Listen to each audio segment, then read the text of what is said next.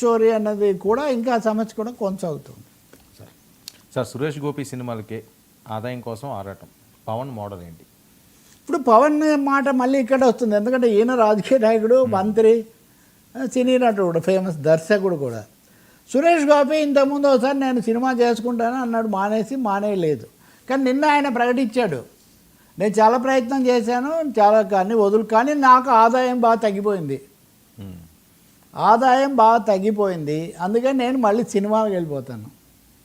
ఇదిగో నా బదులు పలానా ఆయన అంతకుముందు సిపిఎం వాళ్ళ దాడిలో కొంత గాయపడ్డాడని, ఆయన ఒక మంత్రి అవుతాడు ప్రకటించేశాడు. ఇంతవరకు దేశంలో రాజకీయాలు ఎంత అప్రధానంగా తయారవుతున్న కేంద్ర మంత్రి స్థానానికి వెళ్ళిన ఒక వ్యక్తి సినిమాలు మానేయడం వల్ల నా ఆదాయం తగ్గిపోయింది, నేను మళ్ళీ సినిమాలకు వెళ్ళిపోతాను, నా మంత్రి పదవికి ఇస్తాను, ఒప్పేసుకోవాలి మా పార్టీ అని చెప్తున్నాడు అనమాట. అంటే ఇది కూడా సాధ్యమైన కొత్త ఎక్స్పీరియన్స్. సినిమాల్లో సీన్స్ లాగా మొత్తం మానేసి ఇప్పుడు చిరంజీవి గారు ఉన్నారు, రాజకీయాలు చేసినంతకాలం చేసి మళ్ళీ ఆయన వచ్చి బ్యాక్ టు ది పెవిలియన్ అని వచ్చేసారు. ఇది అట్లా కాదు. ఈయన ఎంపీ రాజకీయాల్లోనే ఉంటాడంట, కానీ కేంద్ర మంత్రిగా ఉండడంట. అంటే ఆదాయం అనేది ఇక్కడ ముఖ్యమైతే ప్రజా జీవితంలో ప్రజాప్రతినిధులైన వాళ్ళు ఈ విధంగా చేయడం ఏంటనేది ఒక సందేహం.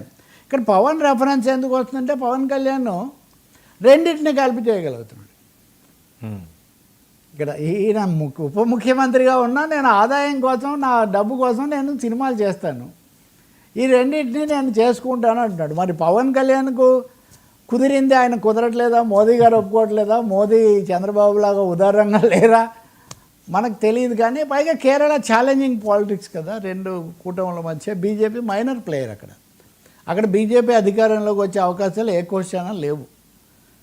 కానీ దేశంలో ప్రజాసేవ, ప్రజా జీవితంలోకి వచ్చిన వాళ్ళు, రాజ్యాంగం మీద ప్రమాణం చేసి పదవులు చేపట్టిన వాళ్ళు కూడా ఈ విధంగా చేయడం అనేది నిజంగా షాకింగే అవుతుంది. చాలామంది జీవితంలో ఒకసారి ఎమ్మెల్యే అయితే చాలు, ఒకసారి ఎంపీ అయితే చాలు, మంత్రి అయితే ఇంకా జీవితమే ధన్యం అనుకున్న పరిస్థితుల్లో సెంట్రల్ మినిస్టర్ చంద్రబాబు నాయుడు పొద్దున అది కూడా చెప్తున్నారు.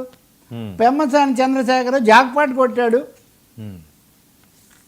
నా మామూలు కుటుంబంలో పుట్టాడు, మీలాగే కాదు నాలాగే, కానీ అమెరికాలో చదువుకున్నాడు, డాక్టర్గా చాలా చేశాడు, సంపాదించుకున్నాడు, ఇక్కడికి వచ్చాడు, గెలిచాడు, జాక్పాట్ కొట్టి మంత్రి అయ్యాడు. ఇప్పుడు ఈయన కూడా జాక్పాట్, ఈయనకు రాజకీయ జాక్పాట్ కంటే సినీ జాక్పాట్ ఎక్కువ ఆకర్షణీయంగా ఉంది. అసలు ఈ జాక్పాట్ భాష ఏంటో, ఈ రాజకీయాలు, ప్రజా ప్రాతినిధ్యాలు ఏమవుతున్నాయో ఒక ఆశ్చర్యం కలుగుతుంది.